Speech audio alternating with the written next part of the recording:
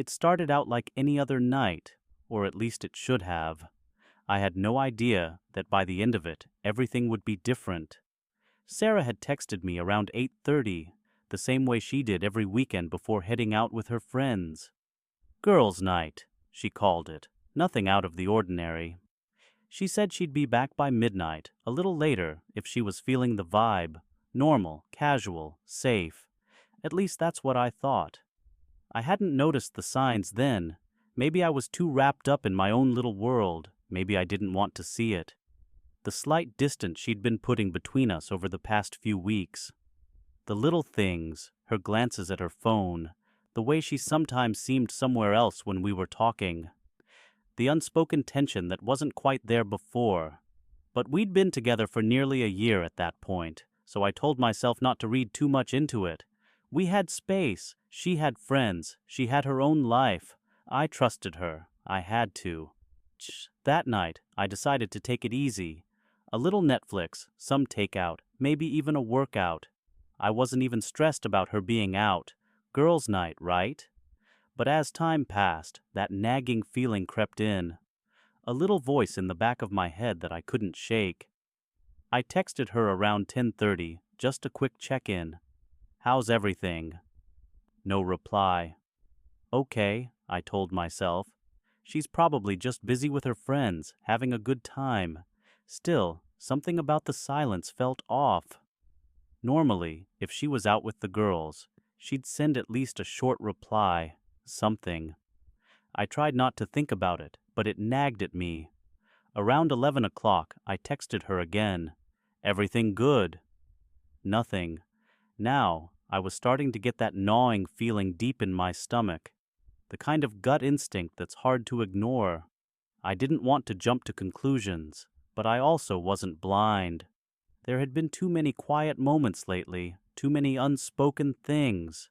Sarah and I always had this open, easy vibe, no pretenses. That's why I couldn't shake the feeling that something was wrong. By midnight, I was pacing. I had sent 3 more texts and left her 3 voicemail messages, none of which had been answered. I was trying to stay calm, but the silence was deafening. Finally, I decided enough was enough. I called her again. It rang, and then went straight to voicemail. Something in me snapped. I couldn't just wait anymore. I grabbed my jacket, threw on my shoes, and stepped outside, determined to find her. I didn't know what I was expecting. Maybe I'd see her laughing with her friends outside some bar, or she'd apologize for getting caught up in conversation. I wasn't sure. I just couldn't sit still anymore. But as I was about to leave the building, the door creaked open, and there she was. Sarah stepped inside, stumbling slightly, laughing more than usual, like she was trying too hard. Her hair was messy, her makeup smeared just a little at the corners, and she was holding herself a little too tightly together. Something about it made my stomach turn. This wasn't the relaxed, just came back from a fun night out energy I expected. "Hey, I'm home," she said, her voice too bright, like she was trying to convince me she was fine. "Had a great night. Girls' night turned into an impromptu bar crawl." I stood there, watching her for a moment. Her smile felt forced. The laughter didn't reach her eyes. "Yeah, you're a little late," I said, trying to sound casual, though I was already feeling the prickling heat of something wrong. "Oh, yeah, you know how it is." One more drink turned into 2. Then we ran into some old friends, she said, laughing it off. "Time just got away from me, but I'm here now, don't worry." I nodded, though I wasn't sure I bought it. Something about the way she was moving, too quick, too careless, felt like a cover-up. But I said nothing at first. I just watched her.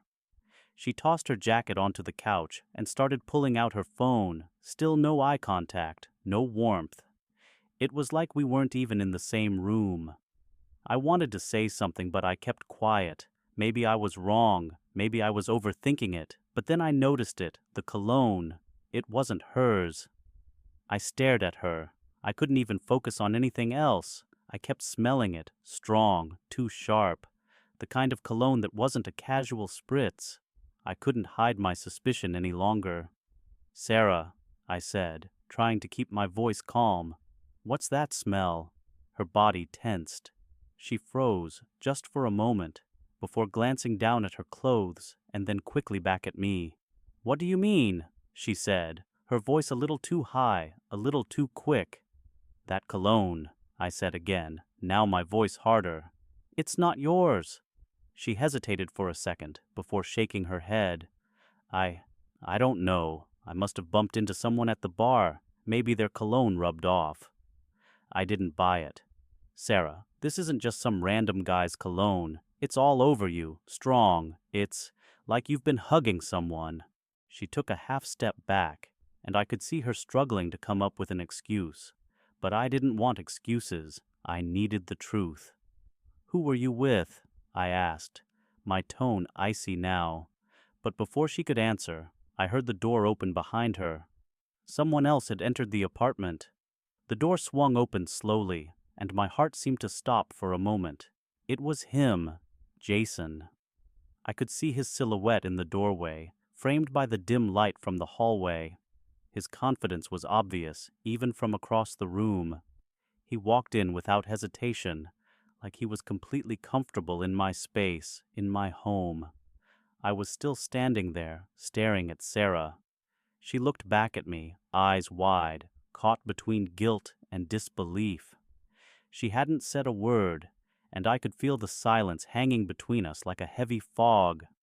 Jason walked past her with that familiar, unbothered smirk of his, the same smirk I had seen so many times before, when he would show up uninvited to a party or make some offhand joke that didn't land. But now it was different. Now that smirk felt like a punch to the gut. "Hey, man," Jason said, his voice casual, as if we were old friends, as if everything was perfectly fine. I stared at him, frozen for a second. "What the hell are you doing here?" I asked, the words coming out sharper than I expected. "Oh, Sarah and I were just talking," Jason said, brushing past me as if my question didn't matter at all. He didn't even look at me when he said it. His eyes were on Sarah. Sarah. I turned back to her. She was standing there, clutching her phone like it was the only thing keeping her upright.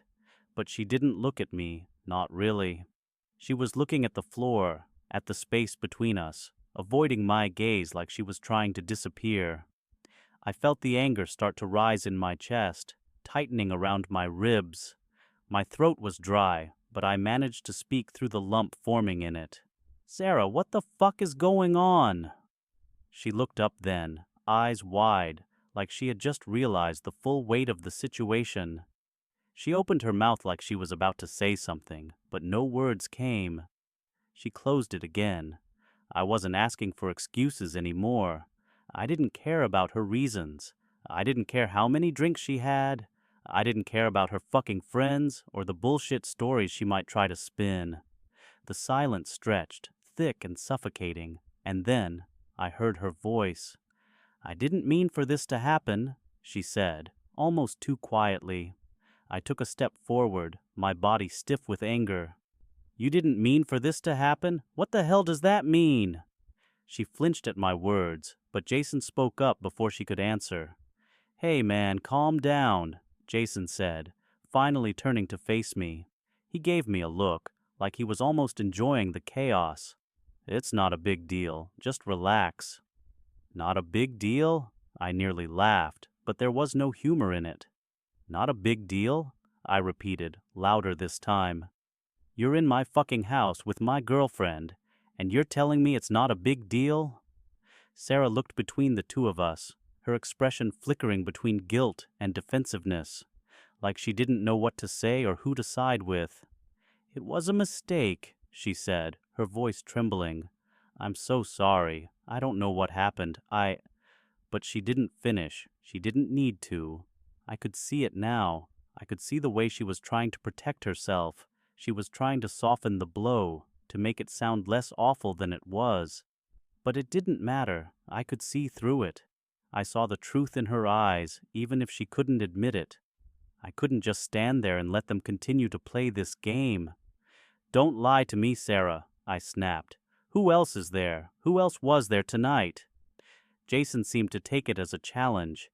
He shrugged, a smirk still hanging on his face. "Dude, calm the hell down. We're all grown-ups here. Shit happens." I stepped forward, finally getting close enough to feel the heat between us. "You're right, shit happens, but not in my house." I locked eyes with Sarah. "And not behind my back. How long has this been going on?" She looked down at her feet, then back up at me, her eyes glossed over with regret. But it wasn't enough. The apology was hollow. I wasn't angry for the sake of being angry. I wasn't lashing out just to cause a scene. I was angry because I cared, and I had trusted her. Jason cleared his throat, his smirk slowly fading into something more dismissive.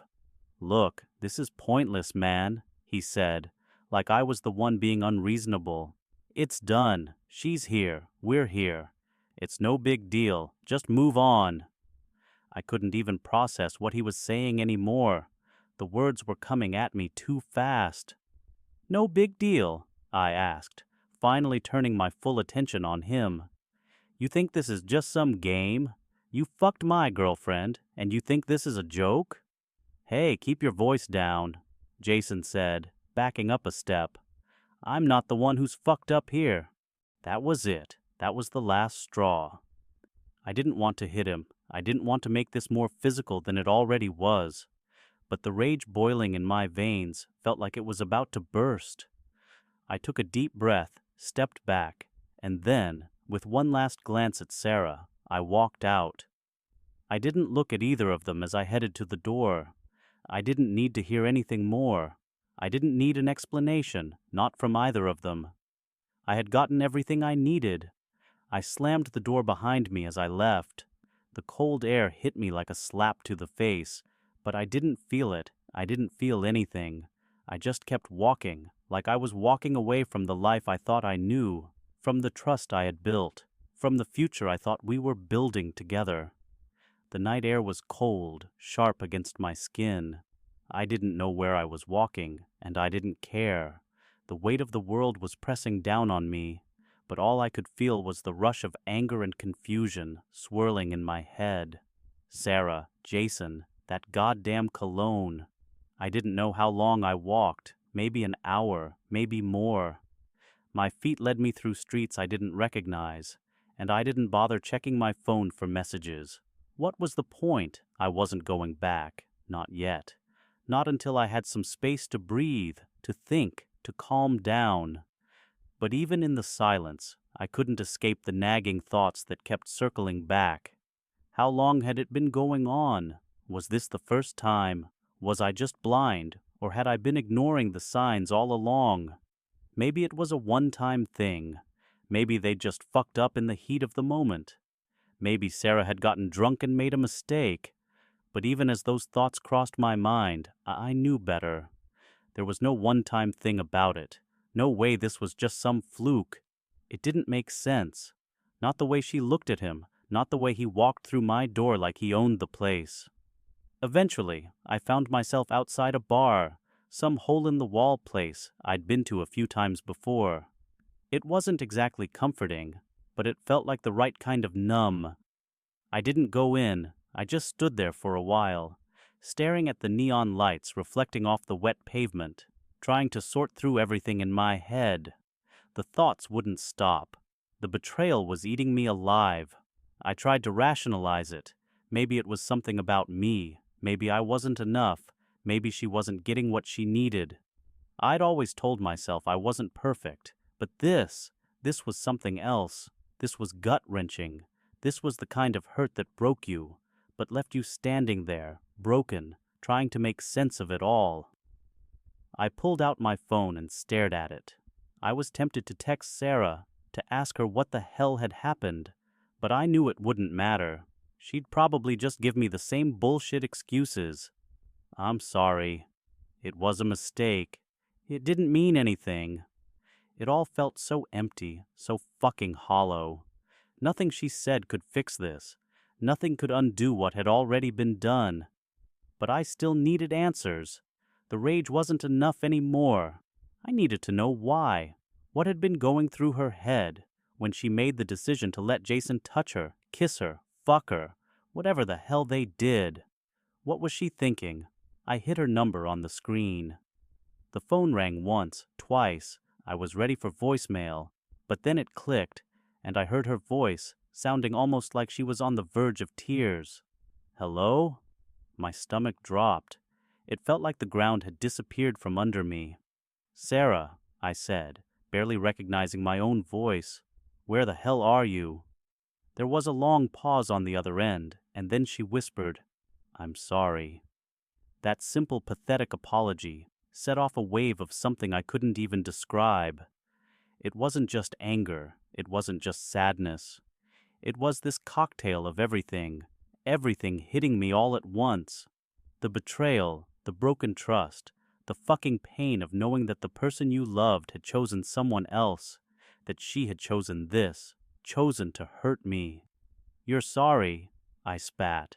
Sorry for what? For fucking Jason? For lying to me?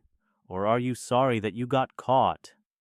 I didn't mean for it to happen like this, she said. It was a mistake, I swear. I'm sorry. I'm just so sorry. I could hear the crack in her voice, but I didn't care. I was done with excuses, done with apologies that came too late. You don't get to apologize for this, I said, the words colder than I'd intended. You don't get to act like I'm the one who should feel sorry. You don't get to lie to me and then come back crying. I wasn't lying, she said, her voice breaking. I didn't mean for any of this to happen. I wasn't trying to hurt you. But you did, I said, my voice tight. And you did it anyway. You did it because you didn't care enough to stop. You didn't care about me. You didn't care about us. There was silence. She didn't respond. I can't do this anymore, Sarah, I said, the words finally slipping out. I can't go back to pretending everything's fine. Not after this. Not after what you did. We're done. She started crying on the other end of the line, her sobs breaking through the silence. Please, she begged, but I cut her off. No, I said firmly. No more. Don't call me. Don't text me. I don't want to hear from you, ever again. I hung up the phone before she could say anything else, and that was it. I stood there for a while, looking at the phone, at the place where I used to see messages from her, where I used to look forward to seeing her name pop up. Now, all that was left was the silence, the absence, the hole that she had left. It was like everything we had was suddenly erased, like it had never existed at all. I didn't know what was next. I didn't know how I was supposed to pick up the pieces, but I did know one thing. I was done being a second choice, done being someone's fallback, done being the guy who wasn't enough to keep her loyal. I wasn't going to sit in this shit. I wasn't going to wallow in this feeling or let it break me down. As I walked away from the bar, my head started to clear. One step after another, I left it behind. The anger, the hurt, the confusion. It wasn't easy, but it wasn't impossible either. And eventually, I'd move on. I had to. Maybe one day I'd be able to forgive her, but that wasn't today. Today, I was just trying to survive this, to survive her, to survive me. It had been a long day at work. I was exhausted, the kind of tired where every step felt like dragging a weight behind me. All I wanted was to get home, grab something to eat, and crash on the couch. The place was supposed to be empty. Alex, my roommate, had texted me earlier that he was going out with some friends, and Sarah, my girlfriend, was supposed to be out with hers. It was supposed to be a quiet night, just me and my thoughts. I opened the door to the apartment, the familiar creak of the hinges echoing through the hallway. It was darker than usual, the lights in the living room off, just the faint glow of the TV left on. The house was too quiet, like something was off. I took a few steps inside, dropping my bag onto the couch, trying to shake the weariness from my bones. That's when I heard it, a sound coming from Alex's room. A faint noise, like someone was talking, but it wasn't just talking. There was something else, something too intimate about it. I stopped, listening. My stomach knotted. A low laugh followed by a whisper. I didn't want to hear more, but my feet were already moving toward the hallway, my mind telling me to turn around. I didn't. I pushed the door open just slightly, barely making a sound, and that's when I saw them. Sarah, my girlfriend, sitting on Alex's bed. She wasn't looking at me. She didn't even know I was there yet. Alex was facing her, his back to the door, laughing at something she said. The kind of laugh that didn't belong in a friendship. The kind of laugh that you'd hear when something more than friendship was going on. My heart froze in my chest. I didn't know if I was breathing anymore. I could hear them clearly now, their words, their whispers. I didn't know what to do. I wasn't even sure if I should step forward or walk away, but something told me it wouldn't change anything. The truth was already there. I just needed to see it. I didn't move for a moment. I just stood there in the doorway, feeling the weight of everything sink in. The betrayal wasn't just a feeling anymore. It was something solid, something real. It was happening right in front of me.